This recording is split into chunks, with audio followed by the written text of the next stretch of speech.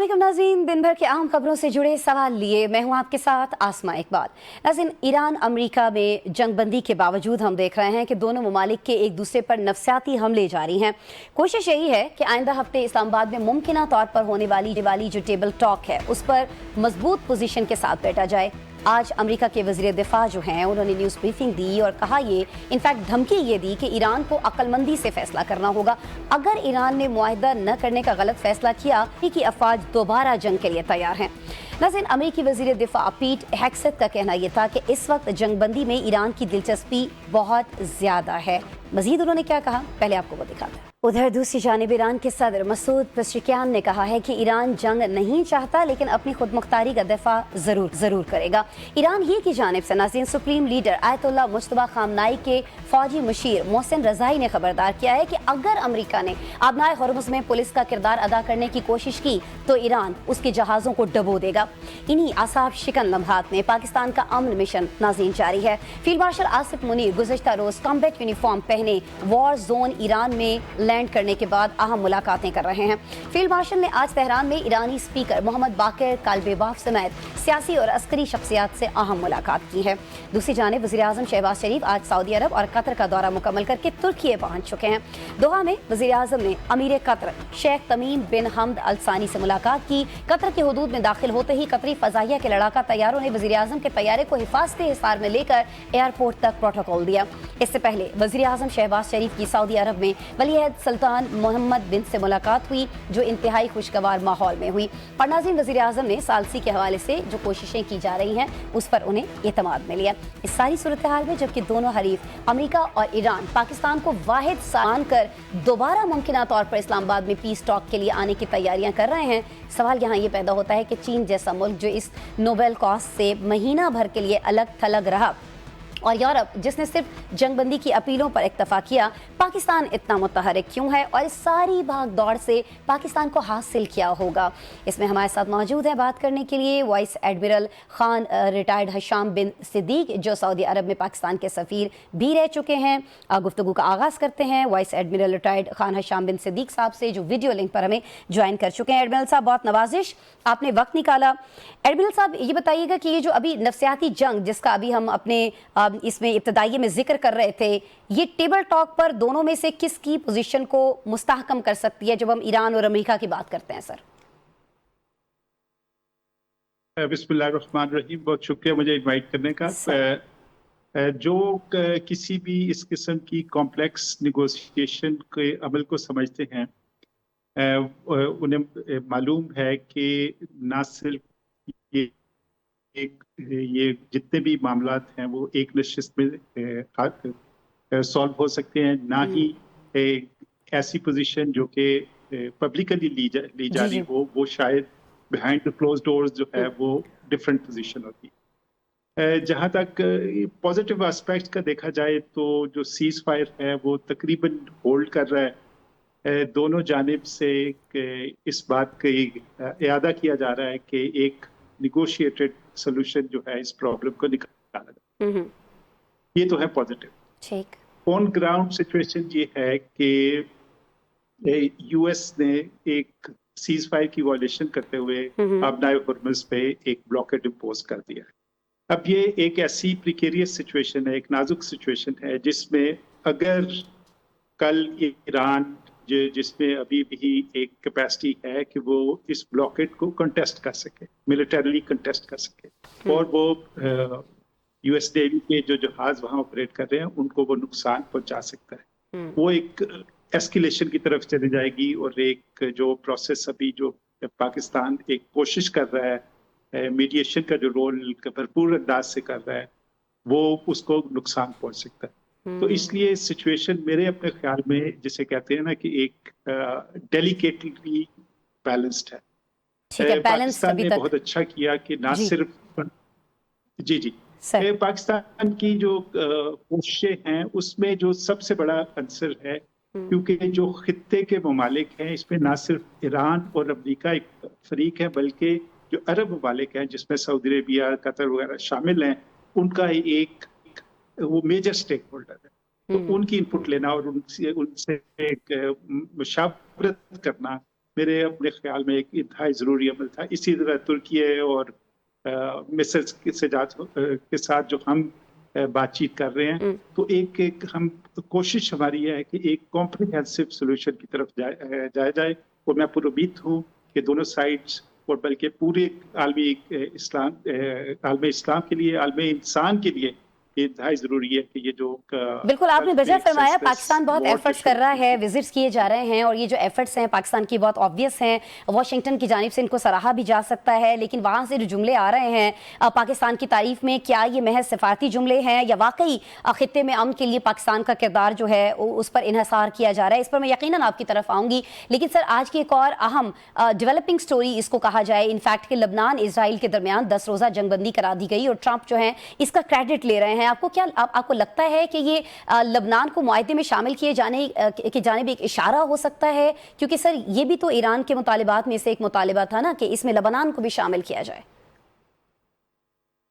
जी बिल्कुल, आपने वजह फरमाया, बिल्कुल सही बात है कि एक जो वन ऑफ द पॉइंट्स जो कि ईरान की तरफ था, चूंकि वो एक कॉम्प्रिहेंसिव सोल्यूशन चाहते हैं, वो पूरे खित्ते में अमन चाहते हैं और एक ऐसा पीसफुल सोल्यूशन जिसमें ना सिर्फ उन पे जो लगाई गई सैंक्शंस है वो रिमूव हो, बल्कि तमाम खित्ते में हर जगह अमन कायम हो। तो ये एक आई थिंक बड़ी पॉजिटिव डेवलपमेंट है, और इसका क्रेडिट ऑब्वियसली यूएस एडमिनिस्ट्रेशन को जाता है कि दोनों लेबनान और इसराइल को डायरेक्ट टॉक्स के लिए तकरीबन 34 साल के बाद ना सिर्फ मंजूर किया, बल्कि उन दोनों को अर्ज किया और एक फैसिलिटेशन की गई। ऑल्दो कि अभी हिजबुल्लाह की तरफ से जो इस मामले पे रिएक्शन आना वो अभी बाकी है। हिजबुल्लाह नहीं चाहता कि एक डायरेक्ट टॉक्स के जरिए जो है पीसफुल सोल्यूशन लिया जाए, बल्कि वो चाहते हैं कि इजराइल की जो एग्रेशन है लिबनान पे वो कंप्लीटली उसको रिवर्स किया जाए। तो ये एक पॉजिटिव डेवलपमेंट है, जैसे कहते हैं कि one of the boxes has been ticked. सही, पॉजिटिव डेवलपमेंट की जानिब हम लोग बढ़ रहे हैं, लेकिन ये पॉजिटिविटी जो है इसमें बहुत सारे ममालिक उस तरह से अपना किरदार अदा नहीं कर पाए जिस तरह से एक्टिवली पाकिस्तान ने अपना रोल प्ले किया है। बहुत सारे जो यूरोपियन ममालिक हैं वो सिर्फ बयानात की हद तक रहे, लेकिन सर चीन को लेकर बहुत ज़्यादा ये बात की जा रही है कि इस इतने बड़े आलमी तनाज़े में वो पस पर्दा क्यों रहा? उसकी एंट्री तो हुई, लेकिन बहुत ताख़ीर से नहीं हुई सर ये एंट्री। देखिए कि मैं चीन की गवर्नमेंट की तरफ से या चीन की तरफ से तो जाहिर है उनकी अपनी एक स्ट्रेटजी है, और चीन का हमेशा एक ऐसा रोल रहा है कि वो बिहाइंड द सीन्स और बगैर उसको पब्लिक किए एक इफेक्टिव और मौसर रोल अदा करते हैं। और पाकिस्तान और चीन की कराबत की वजह से और जो स्ट्रेटेजिक रिलेशन हैं, तो जो चीन का पॉइंट ऑफ व्यू है वो पाकिस्तान की तरफ से फुल्ली ना सिर्फ एंडोर्स हुआ होगा, बल्कि वो कन्वे किया जा रहा है। ठीक हमने जब देखा सर वक्त मेरे पास बहुत कम बचा है, मैं चाहूंगी कि हम थोड़ा सा जल्दी चल लें। लास्ट मेरा क्वेश्चन है सर आपसे, अगर ये जंग इंशाअल्लाह खत्म हो जाती है, मुआहदा तय पा जाता है, इससे पाकिस्तान को क्या हासिल हो रहा होगा? और अगर खुदा न खास्ता अल्लाह न करे कि मामलात नहीं बनते हैं, जंग दोबारा से छिड़ती है, बात नहीं बनती है, तो फिर मंजरनामा क्या होगा? पाकिस्तान पर इसके क्या असरात सर मुरतब होंगे? मुख्तसरन सर अगर आप फरमा सकें। मेरा ख्याल में वर्स्ट केस सिनेरियो की जंग के दोबारा शुरू होना, मेरा ख्याल है कि उसके चांसेस कम है। अच्छा, इसमें जो मिडिल ऑफ द सिनेरियो है, मेरे अपने ख्याल में कि ये शायद अगर ये मामला तय नहीं होते तो जंगबंदी में कुछ तो सीख हो सकती है। बेस्ट केस सिनेरियो ये है कि कॉम्प्रिहेंसिव सोल्यूशन हो। ऑब्वियसली इसका एक जियो पोलिटिकल और जियो स्ट्रेटेजिक इम्पैक्ट हुआ है, पाकिस्तान का एक स्टेचर अक़वाम आलम में और खित्ते में एक बुलंद हुआ है। इसके जो स्पिन ऑफ इफेक्ट्स हैं, हमारी स्ट्रैटेजी ऐसी होनी चाहिए कि हम इस पे जो जियो इकोनॉमिक्स के हमारे प्रॉब्लम्स हैं उनको सॉल्व करने के लिए बिल्कुल जी भरपूर काम करें। बिल्कुल जी, और इंशाल्लाह आपने सही कहा कि बल्कि पूरा खित्ता इसमें बिल्कुल हम भी यही उम्मीद कर रहे हैं कि ये मुआहदा, ये एग्रीमेंट जो है ये हो जाएगा, और अगर खुदा न खास्ता ये मुज़ाकरात के जो दूसरा दौर है वो भी उस तरह से कामयाब नहीं हो पाता तो कम से कम ये जो सीज़ फायर है ये एक्सटेंड ज़रूर हो रहा होगा। बहुत शुक्रिया vice admiral retired Khan Hasham बिन सिद्दीक साहब, आप हमारे साथ मौजूद थे। जनाब साबिक सफ़ीर भी रहे हैं सऊदी अरेबिया में, पाकिस्तान के लिए हमसे गुफ्तगू कर रहे थे, उनकी बातचीत आपने सुनी। प्रोग्राम में एक ब्रेक के बाद मिलिए।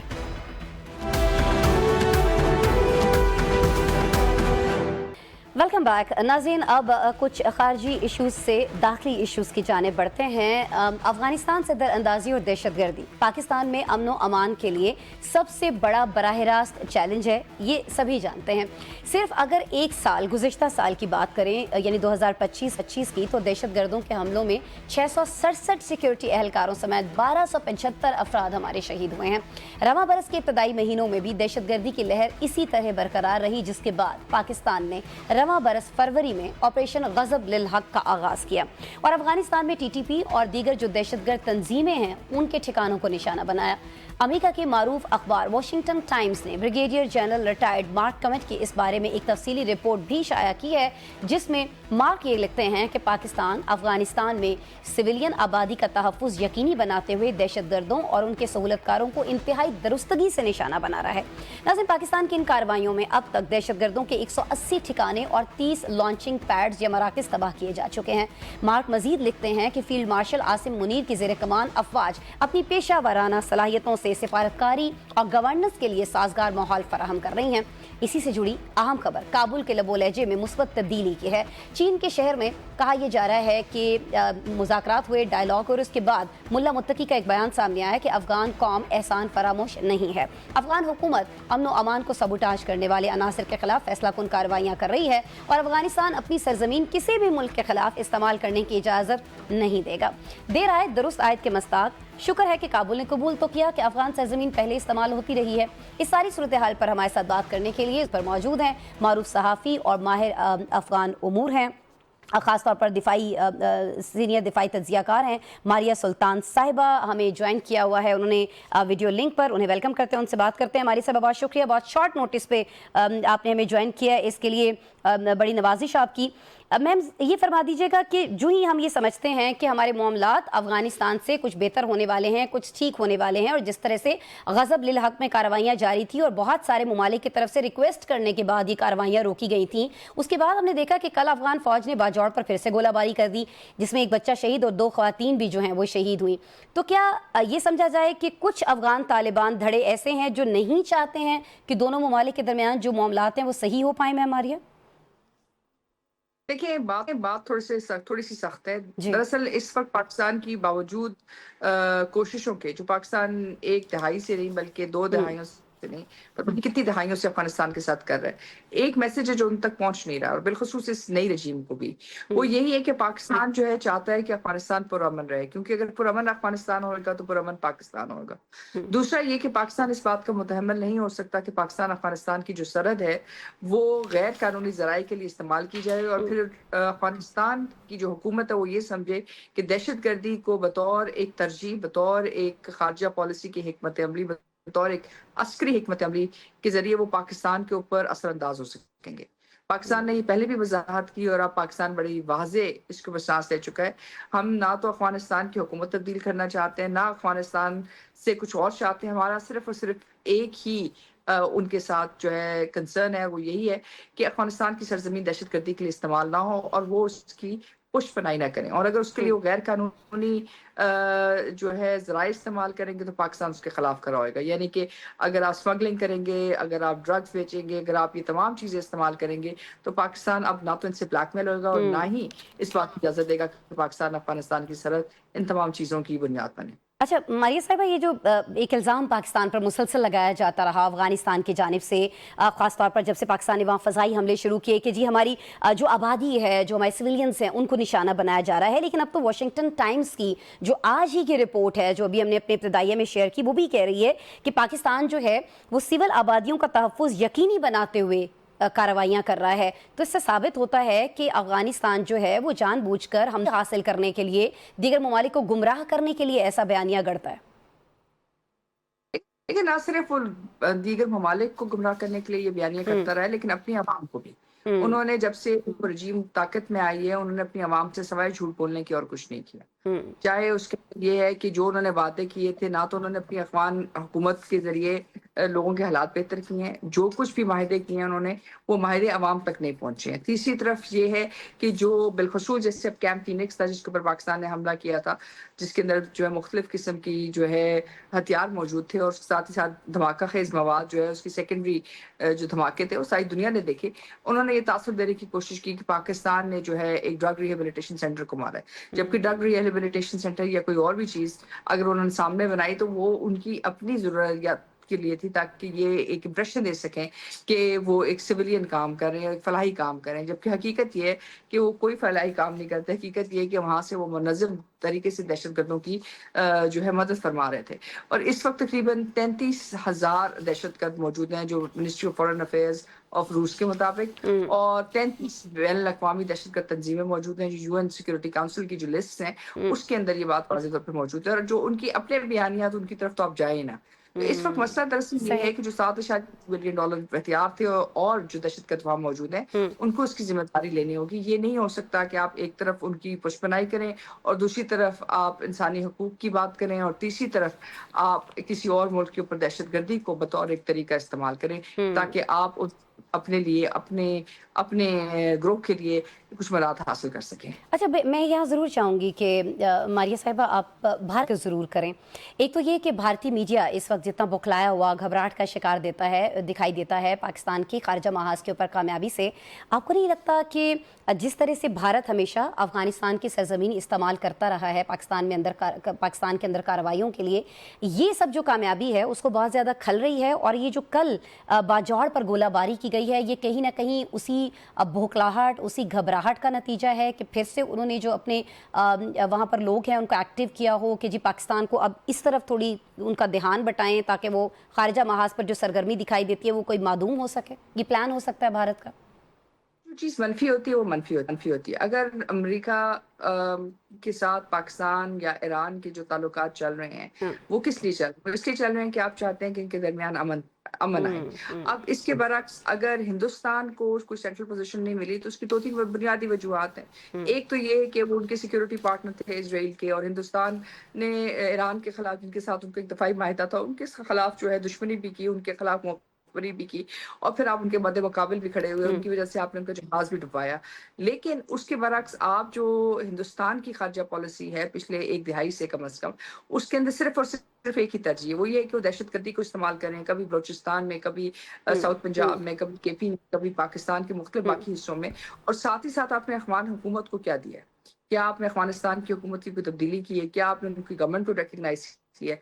آپ نے گورنمنٹ کو ریکگنائز نہیں کیا, لیکن آپ نے وہاں دہشت گردی کے لیے تمام ساز و سامان وہاں پہنچایا ہے. آپ نے مطلب بلوچستان سے لے کے پی تک ہر جگہ دہشت گردی کو استعمال کیا. تو جب آپ دہشت گردی کو بطور ایک خارجہ پالیسی استعمال کریں گے تو اس کی لمٹس ہیں, اور اس کی لمٹس یہی ہیں کہ کوئی ملک کچھ حد تک برداشت کرے گا اور اس کے بعد اس کا جواب دے گا, رد عمل دے گا, جیسے پاکستان نے دیا.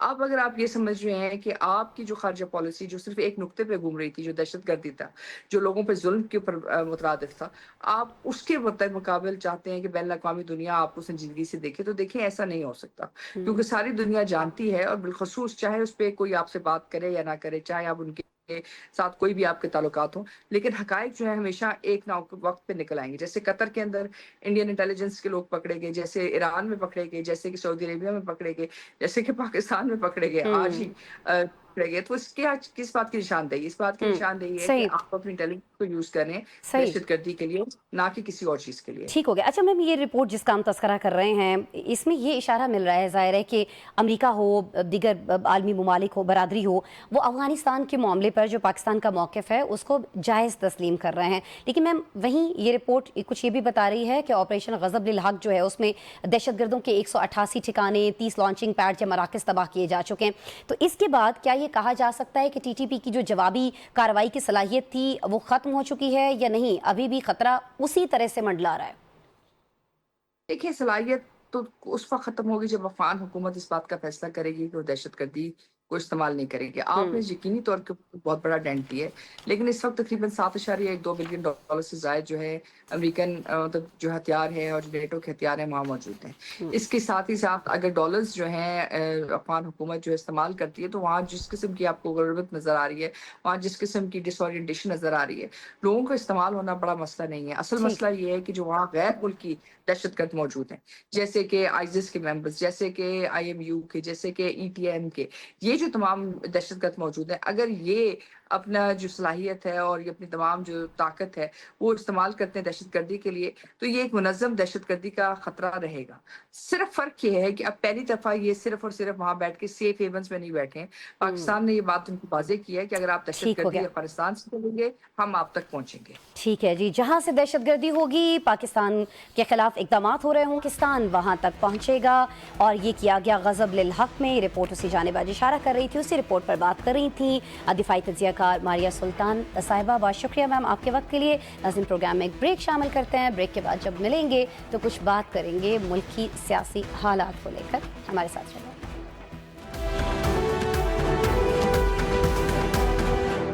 Welcome back. ناظرین پروگرام میں اب کچھ بات کرتے ہیں ملکی سیاست کی.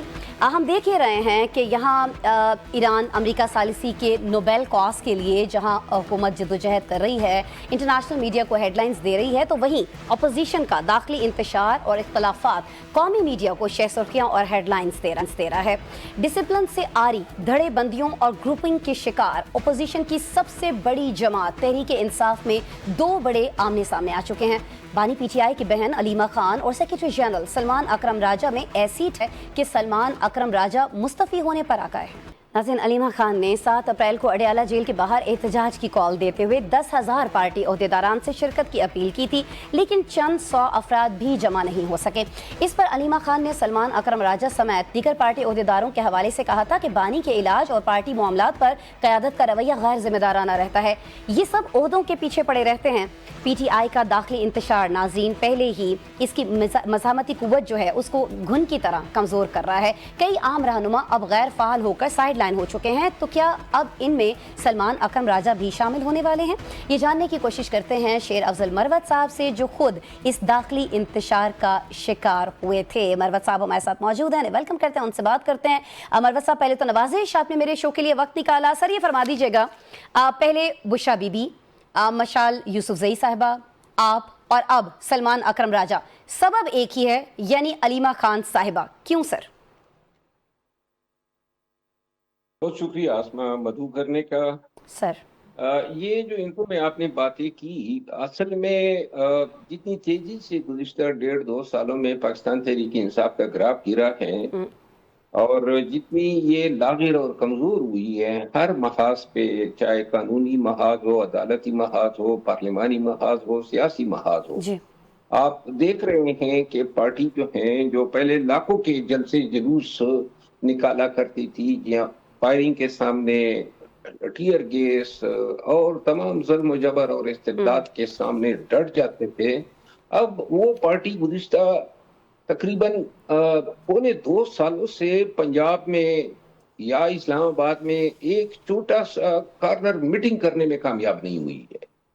اور اس کی وجہ یہ ہے کہ جب سلمان اکرم راجہ صاحب کو علیمہ خانم کی سفارش پہ سیکرٹری جنرل بنایا گیا, تو اس کے بعد ایک پارٹی میں آرگنائزیشن کی اوور ہالنگ کی انہوں نے, اور ہر منصب پہ اس شخص کو لایا گیا جو مناسب وقت پہ ان کے ساتھ کھڑا ہو سکے.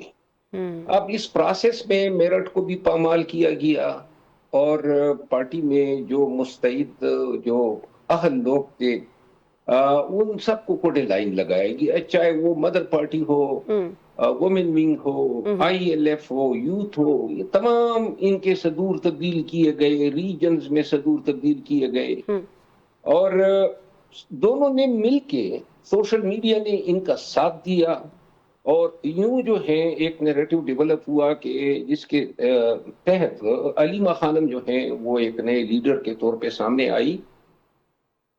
اس پروسیس میں جو ہے بہت سارے لوگوں کو وکٹمائز کیا گیا, جس میں بھی شامل ہوں, اور بہت سارے لوگ ایسے ہیں، اگر میں نام گنواؤں آپ کے پروگرام کا وقت ضائع ہو تو جائے. سر یہ سلمان اکرم راجہ صاحب آپ بالکل صحیح فرما رہے ہیں مروت صاحب کہ یہ تو علیمہ خان صاحبہ ہی کے کیمپ کے سمجھے جاتے تھے نا، تو ایسا کیا ہو گیا کہ انہوں نے راجہ صاحب سے بگاڑ لی اور اب علیمہ خان صاحبہ یہ کہہ رہی ہیں کہ یہ لوگ پارٹی عہدوں کے پیچھے پڑے ہیں، اور راجہ صاحب یہ کہہ رہے ہیں کہ انہیں احتجاج کی کال دینے کا حق ہی نہیں ہے علیمہ صاحبہ کو. ایک تو یہ فرما دیجیے گا کہ ان دونوں میں سے درست کون کہہ رہا ہے، اور دوسرا یہ ہمیں بتا دیجیے گا کہ ان میں ٹھن کیوں گئی اب ایک دم سے.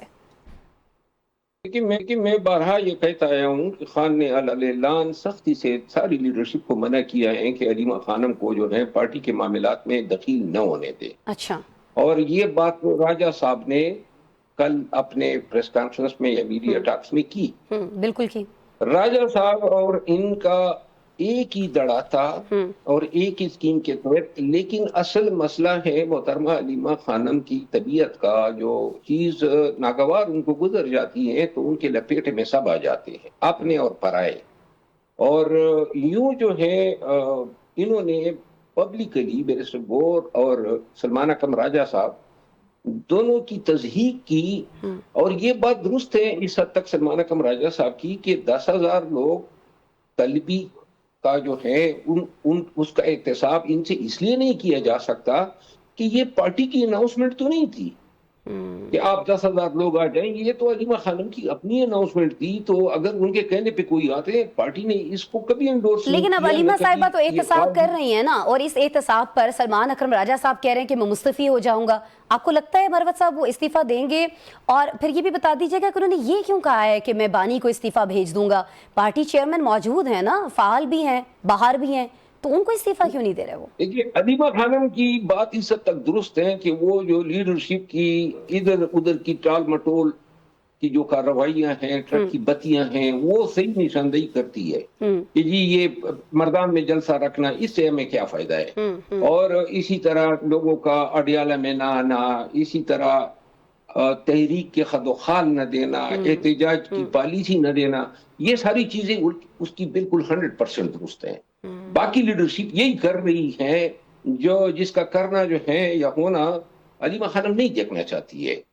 یہ اس حد تک علیمہ خانم درست ہیں. لیکن علیمہ خانم کی عادت سی بنی ہوئی ہے کہ وہ پبلکلی اپنے بھی پارٹی پہ روزہ نہ برستی ہے. ان کا خیال شاید یہ ہے کہ پی ٹی آئی کا کوئی عہدیدار جو ہیں وہ کوئی بہت ہی مفاد پاتا ہے یا مستفید ہوتا ہے کوئی بڑی چیزوں سے. ٹھیک ہو گیا مروت صاحب. لیکن مروت صاحب یہ فرما دیجیے گا، ایک بات میں کروں کہ سلمان اکرم راجہ صاحب نے رد عمل میں جو زبان استعمال کی وہ زبان کسی طور پہ بھی شائستہ نہیں تھی. پوری پی ٹی آئی خان کے نیریٹو اور سیکرٹری جنرل جیسے اہم منصب پہ انہوں نے لعنت بھیجی. اور یقیناً یہ سیاسی شیوا نہیں ہو سکتا ہے. دوسری بات یہ ہے کہ سلمان اکرم راجہ صاحب وکیل ہونے کے ساتھ ساتھ وہ اس میں برداشت بھی بہت کم ہے، تو لہذا یہ ہونا ہی تھا. پہلے بھی ایک دو دفعہ علیمہ خانم ان کو چیلنج کر چکی تھی اور اس پہ بھی ناراضگیاں پیدا ہوئی تھی. لیکن میرا خیال ہے کہ اب جو رد عمل آیا ہے، اس رد عمل کے بعد ان دونوں کا ایک ساتھ چلنا مشکل ہے. خان نے یہ جو سلمان اکرم راجہ صاحب کو مقرر کیا تھا، اصل میں یہ فیصلہ جو ہے اس نے پارٹی کی کمر توڑی تھی. ٹھیک ہو گیا. گزشتہ 1.5 سال میں پارٹی کے لیے وہ کچھ بھی نہیں کر سکا اور پارٹی جو ہے بتدریج زوال پذیر ہوتی گئی. ٹھیک ہو گیا. لیکن دیکھیں جب آپ یہ کہہ رہے ہیں نا کہ اب کی دفعہ جو لب و لہجہ دونوں کے درمیان جس طرح سے گفتگو ہوئی ہے، آپ کو نہیں لگتا کہ اب کوئی ان دونوں کے درمیان پیچ اپ کا کوئی چانس ہے؟ لیکن راجہ صاحب نے یہ بھی کہا کہ بانی نے تینوں بہنوں کو پہلے بھیج کر ان کو منایا تھا، تو کیا ابھی بھی ان کو منا لیا جائے گا؟ آپ کو ایسا لگتا ہے؟ اور دوسرا سر یہ فرما دیجیے گا کہ یہ جو داخلی انتشار ہم دیکھ رہے ہیں پی ٹی آئی کے اندر، جس کا آپ بارہا ذکر کرتے رہے ہیں، اس داخلی انتشار کو سامنے رکھتے ہوئے آپ کو لگتا ہے کہ حکومت کو اپوزیشن سے پریشان ہونے کی ضرورت ہے، یا وہ صحیح کر رہے ہیں کہ پھر وہ تو بادر ہی نہیں کر رہے کہ پی ٹی آئی کیا کر رہی ہے کیا نہیں کر رہی؟ یہ جو سلمان اکرم راجہ صاحب نے منتوں کی بات کی ہے نا، یہ ویسے سراسر غلط ہے. یہ ثابت کرتی ہے کہ پارٹی میں کوئی میرٹ بھی نہیں تھا.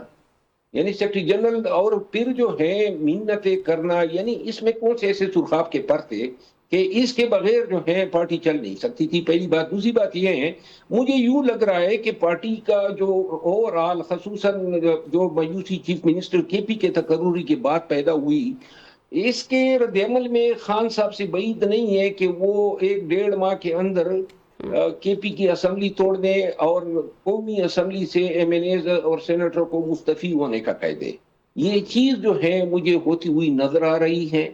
اور جہاں تک یہ آپ نے پیچ اپ کی بات کی, لیکن میں خود ذاتی طور پر ان دونوں کی مشترکہ سازش کا شکار رہا ہوں. میرے لیے تو ان کے درمیان جو پوٹ پڑی ہے یہ تو میرے لیے کرما کی اسی صورتحال ہے. لیکن میں یہ ضرور سمجھتا ہوں کہ اس پورے جھگڑے میں سلمان اکمل راجہ صاحب کا رد عمل جو تھا وہ کچھ زیادہ ہی معیوب ہے, ناشائستہ ہے, سخت بھی نہیں ہے, کیونکہ پارٹی پہ لعنت بھیجنا, میرے لیے منت کرنا, یہ ساری چیزیں سب سے بالا تر ہیں کہ وہ کیا اپنے آپ کو سمجھ رہا ہے کہ پی ٹی آئی, عمران خان سب اس کی منتیں ترلے کر رہے ہیں, یہ استعفیٰ دینا چاہتا ہے, خان اس کو چھوڑ نہیں رہا ہے. اگر کوئی اس طرح مافوق الفطرت ان کے پاس طاقتیں تھی یا کوئی ایسی کامیابیاں تھیں جس سے پارٹی کا گراف بڑا ہو تو ہمیں تو نظر نہیں آئی ہے.